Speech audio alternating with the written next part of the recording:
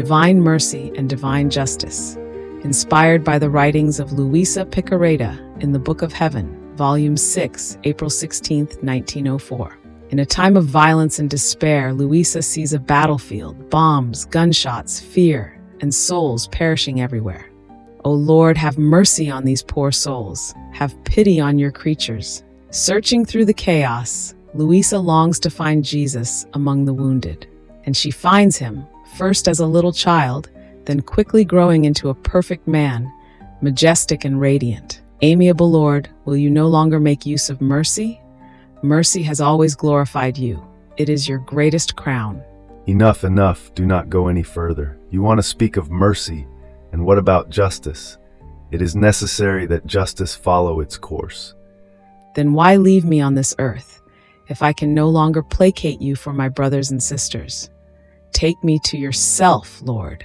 At that moment, Luisa is drawn before another radiant figure, the Eternal Father himself. Why have you come to me, little one? Adorable goodness, infinite mercy, I come to ask for your mercy on your creatures, the work of your hands. You desire mercy, but true mercy will come after justice has poured itself out. Even earthly masters give to their servants who plead with them, and you, the infinite master, will you deny your little one? There is a silence, profound, eternal.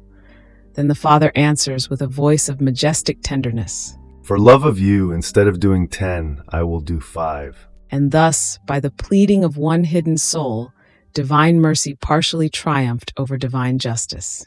The war-torn earth remains wounded, but light from heaven breaks through the clouds. Mercy has been granted because one soul dared to plead, to suffer, and to trust. And so, beloved, let us remember, divine mercy is not a passive sentiment.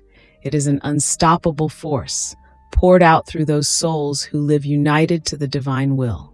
May we, like Luisa, dare to stand between heaven and earth, pleading for humanity, trusting that no prayer of love is ever lost. For love of one soul, mercy was granted. Fiat, always fiat.